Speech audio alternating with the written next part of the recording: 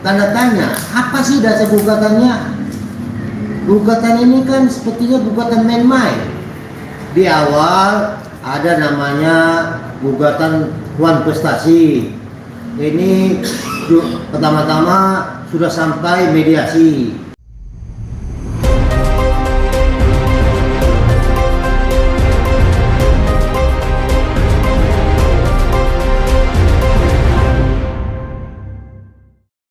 Assalamualaikum warahmatullahi wabarakatuh. Yang pertama kita mengajak bersyukur pada Tuhan bahwa sampai saat ini kita diberikan kesehatan. Menyangkut tadi pertanyaan menyangkut masalah yang gugatan balik 504M, seperti yang apa kami sampaikan kemarin di pengadilan.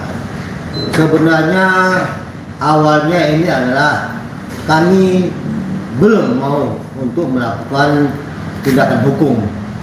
Kenapa? Karena memang untuk melakukan gugatan ini seharusnya ini harus ada putusan hakim pidana yang bersifat tetap atau inkrah. Jika sudah diputuskan dengan putusan hakim yang tetap atau inkrah, baru bisa melakukan gugatan perdata. Tapi dalam hal ini, karena klien kami digugat oleh pihak penggugat yaitu Nikita Mirjadi dan Ismail, maka kami juga agak tanda tanya, apa sih dasar gugatannya? Gugatan ini kan sepertinya gugatan main-main. Di awal ada namanya gugatan tuan prestasi. Ini pertama-tama sudah sampai mediasi. Bahkan terjadi perdebatan kita dengan pihak Nikita, bahkan dengan Nikita sendiri pada waktu mediasi. Tetapi begitu selesai mediasi gagal, maka gugatan tuan prestasi dicabut oleh waktu itu kuasa hukumnya Bang Bahmi. Ya, sedang tidak lama kemudian, walaupun pidananya sedang berjalan di Pengadilan Negeri Jakarta Selatan, ada lagi gugatan tuan prestasi juga, tapi kuasa hukumnya sudah berganti. Kuasa hukumnya saat itu adalah Bang Landasan, punya dasar hukum. Apalagi kami baca bahwa dasar hitungan dia untuk menuntut ganti rugi adalah karena ditahan. Yang menahan ini siapa? Yang menahannya kan kepolisian pada waktu tingkat penyidikan, dan kejaksaan pada waktu tingkat penuntutan, dan pengadilan pada waktu persidangan. Jadi yang menahan adalah tiga institusi ini. Kalau mereka mau menggugat akibat dia ditahan, bukan kami yang digugat, bukan klien kami, tapi Kepala Kepolisian RI, Kepala Kejaksaan Agung, dan Ketua Mahkamah Agung. Itu yang pas digugatnya, karena mereka menahan. Kami kan hanya melaporkan bahwa telah ada tindak pidana. Ternyata klien kami yang digugat. Bahkan yang lucunya, sudah terbukti dinyatakan bersalah melakukan tindakan pemerasan, kok masih ngotot gitu loh. Kami sebenarnya anggap ini akhirnya menjadi komedi juga ini temanya. Tadi kami serius menanggapi ini nih. Waktu tuan prestasi jilid 1 dan jilid 2 kami anggap komedi. Pada waktu diajukan tema gugatan ini, kami tadi menganggap awal ini serius.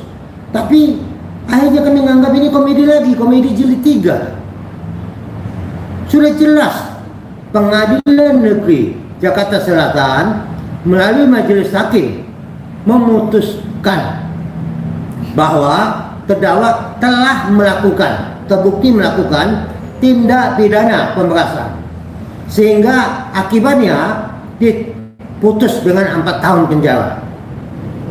Kok masih ngotot gitu mau melanjutkan perdatanya? Ya, mau tidak mau, karena ini memang mereka landasan hukumnya juga nggak jelas.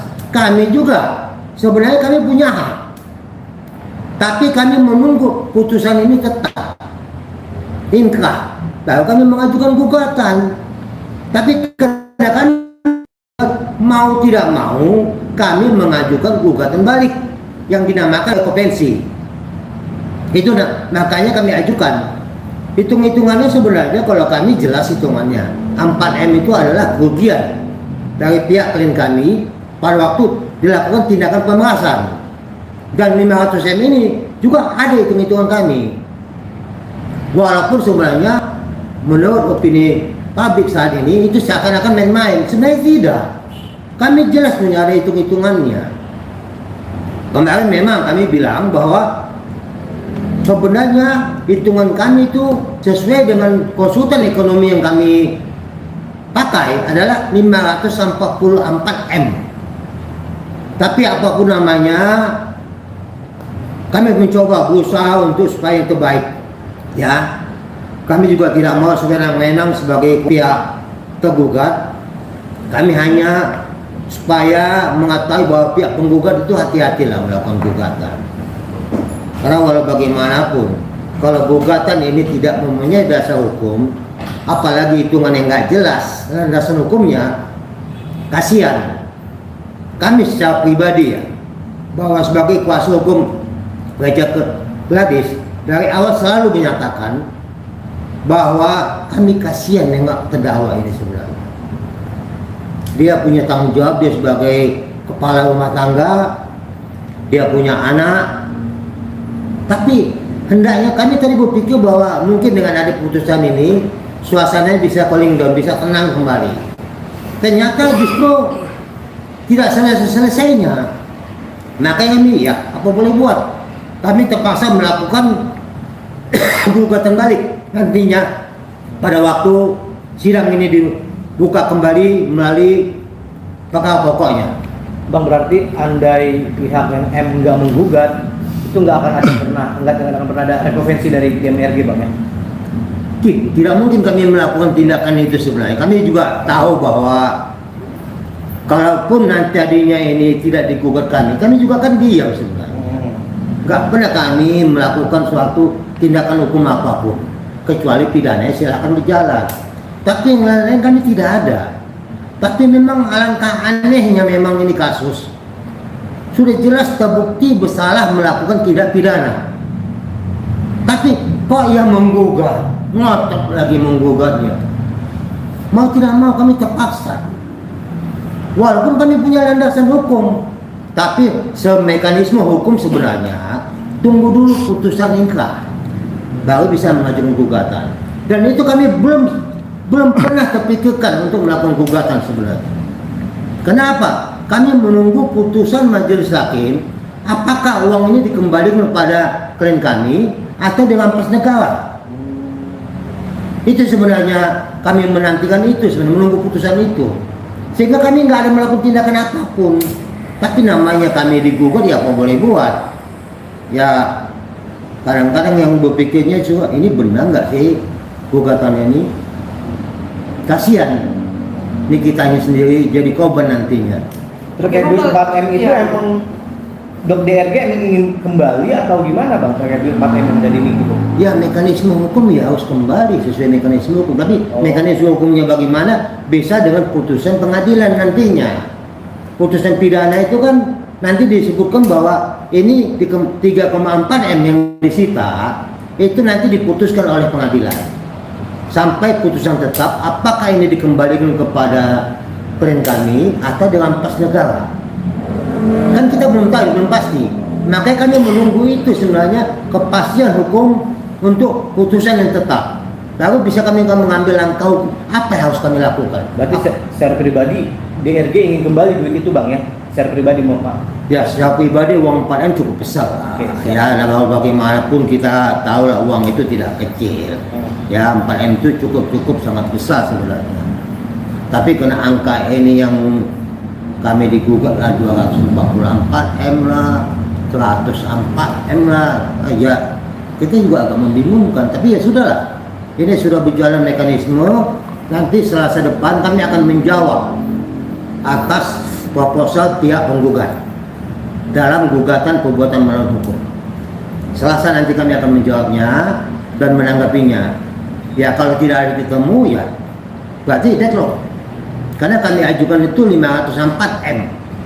Ya, 500 itu kerugian imaterial, 4 M itu adalah kerugian akibat pemerasan. Oke Pak, tapi secara kalau mekanisme hukum itu kan kalau nggak dikembalikan, yang menentukan dikembalikan ke klien atau organisasi atau ke pihak negara, ini apa sih Bang? Nanti putusan pengadilan, kita juga menunggu putusan pengadilan yang bersifat tetap.